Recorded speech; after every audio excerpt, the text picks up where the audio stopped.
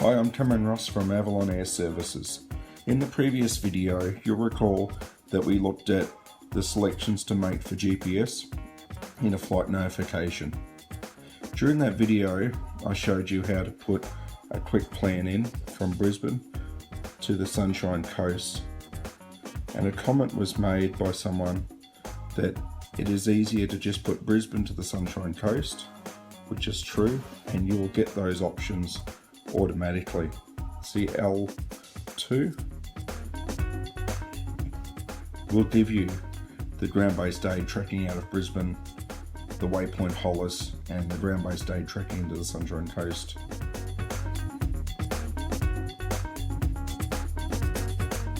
Where that information comes from is from the ERSA. So if you go to Documents, Flight Plan Requirements, and then near the start, you'll see you need to select which state, Queensland, and then look for Brisbane departures. Make sure though that it is non-turbojet for piston engine aircraft, and then Sunshine Coast landing via Hollis. Also too, if you're going from major airport to major airport, there could be some options already published.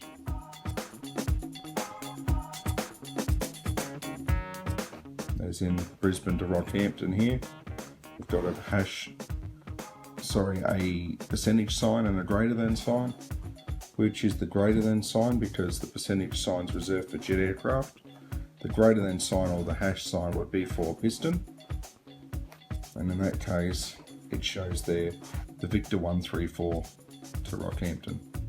That's not just a straight track, that will be a track that has many turning points that will line up all using the Victor 134 as more or less the highway number. So let's have a look what that looks like. We should get that option come up. There it is, L1, Victor 134. And you'll see there is some turning points, but all those waypoints are now entered into the flight plan. Now be careful though, because they're published options already. If we were to find an airport nearby that we were departing that isn't as common, like Redcliffe, which is the head office for Avalon Air Services, and we're going to Rockhampton, by what you've read already, that any departure going north out of Brisbane in that vicinity should be going direct to the Sunshine Coast first, and then on to Rockhampton using the subsequent waypoints. In this case though, if we were to choose custom, that's something different. Custom is where the computer tries to work it out itself, and just a note that it may need to be modified.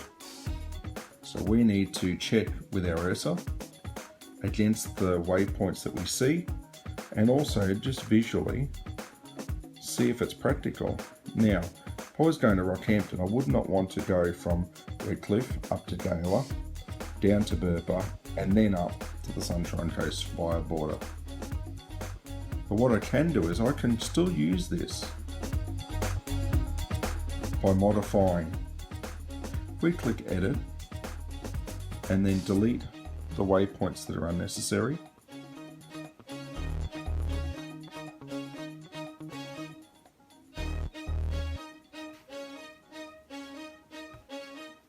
Our flight plan then will be correct.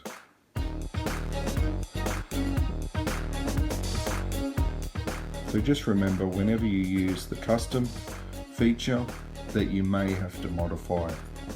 So best to check in Documents for ERSA's flight plan requirements. Thank you for listening to this video. Be sure to leave a comment on any future areas you'd like me to do a video on with regard to flight planning.